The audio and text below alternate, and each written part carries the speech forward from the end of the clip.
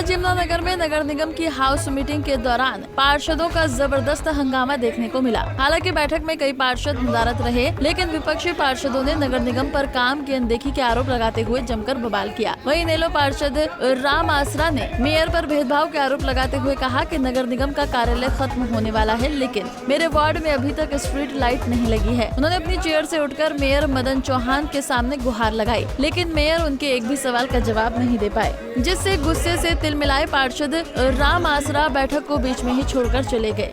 आज तक जितनी बार भी हाउस की मीटिंग का मुद्दा मैंने मेयर साहब को दिया, अपनी मर्जी से मुद्दे रखते हैं और अपनी मर्जी से पास करते हैं, लेकिन आज तक उस पर कोई कार्रवाई नहीं हुई।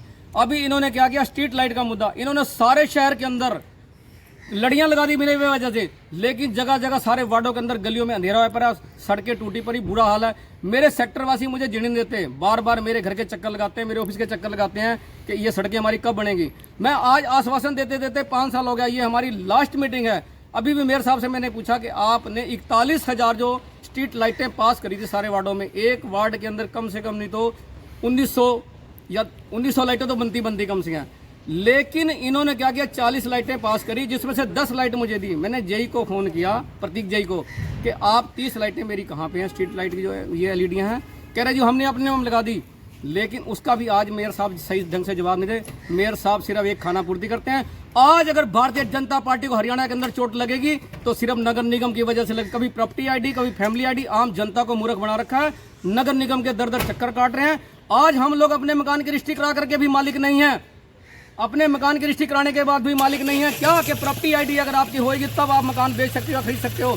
आम जनता क्या करेगी, उनको क्या राहत नहीं मिल सकती है? क्या जनता ने इसीलिए अपने दुख सुख के लिए जो प्रॉपर्टियां खरीद रखी हैं, इसीलिए कि ये प्रॉपर्टी आईडी में उलझा के रख देंगे, सब जनता को मूर्ख बना जा रहा। आज 400 या 500 रुपए के हिसाब से अगर इनको नगर निगम में इनको रिश्वत दे दी जाए तो वो कॉलोनी और प्लाट अप्रूव हो जाता है। तो इन चीजों से मैं आज हताश होकर के मैं हाउस की मीटिंग से उठ के आ रहा हूँ, और आने वाले समय में इलेक्शन के अंदर मैं जनता को यही कहूंगा, इनको वोट की चोट से जवाब देना बहुत जरूरी है। इस दौरान इनेलो पार्षद विनोद मारवा ने भी मेयर मदन चौहान पर अनदेखी करने के गंभीर आरोप लगाए। उन्होंने नगर निगम के कार्यकाल पर सवाल उठाते हुए कहा कि उन्होंने 5 साल के अंदर शहर में ऐसा कोई बड़ा काम नहीं किया है जिसे गिनवाया जा सके। यहाँ तक कि वो अपने खुद के ड्रीम प्रोजेक्ट भी पूरे नहीं कर पाए।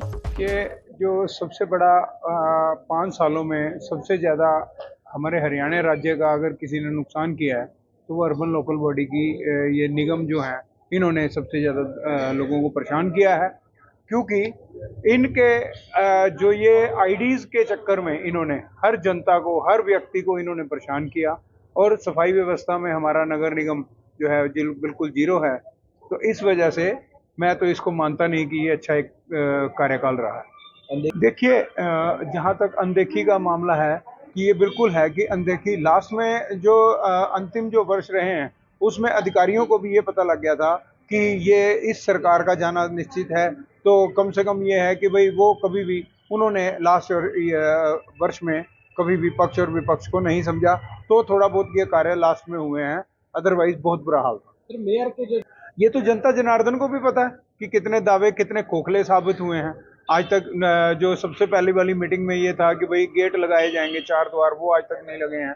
अगर नाकामयाबी माने तो आज तक ये हमारा इतना खंडर हालत में ये फुआरा चौक जो इतना मशहूर हमारा यमुनानगर का एक चौक है, ये आज तक नहीं बना पाए हैं।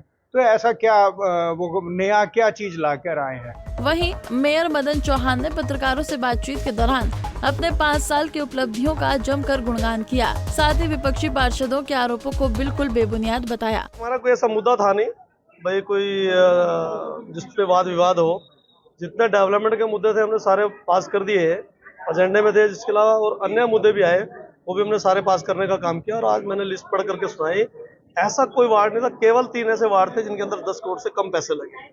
और मैं अगर ऑन एवरेज की बात करूं तो कम से कम 15 से 16 करोड़ रुपया हर वार्ड के अंदर लगाने का काम किया। और हमने पिछले 5 साल के अंदर किसी से भेदभाव और पक्षपात करने का काम नहीं किया। अनदेखी का आरोप लगा रहे हैं किस अब देखिए, वहाँ 40 लाइटें लगनी थी, लगी उसी के वार्ड पे है। अब जो बीजेपी छोड़ करके चला गया, कुछ तो करेगा, करना ही चाहिए। 30 लाइटों का जवाब भी नहीं दे पाए सर, कहाँ है वो? कौन नहीं जवाब देना पाया? उसी के वार्ड में लगाए, हम तो जाकर के गिनवा देंगे ना। और वो कई चीजों का जवाब थोड़ा देना होता है। ऑन द रिकॉर्ड है। निगम जो है सैनिटेशन को लेके काफी प्रयास रहता है, और देखिए लेकिन इसके बावजूद जो एनजीटी के द्वारा वहाँ पेनल्टी लगाई है। देखिए, हम सफाई को लेकर के पूरा हमारा कॉर्पोरेशन गंभीर है। जिस शहर की सफाई अच्छी होगी शहर दूर से सुंदर लगता है। आपको बता दें कि 7 जनवरी 2024 को मेयर मदन चौहान का कार्यकाल खत्म होने वाला है और ये उनकी अंतिम हाउस मीटिंग थी, जिसमें कई मुद्दे अधर में ही लटके रह गए हैं। ऐसे में पार्षदों की समस्याएं कब तक हल हो पाती हैं, ये देखने वाली बात होगी।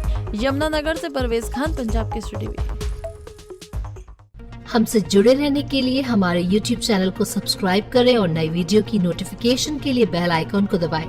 अगर आप ये वीडियो Facebook पर देख रहे हैं तो लाइक जरूर करें और ज्यादा से ज्यादा शेयर करें। धन्यवाद।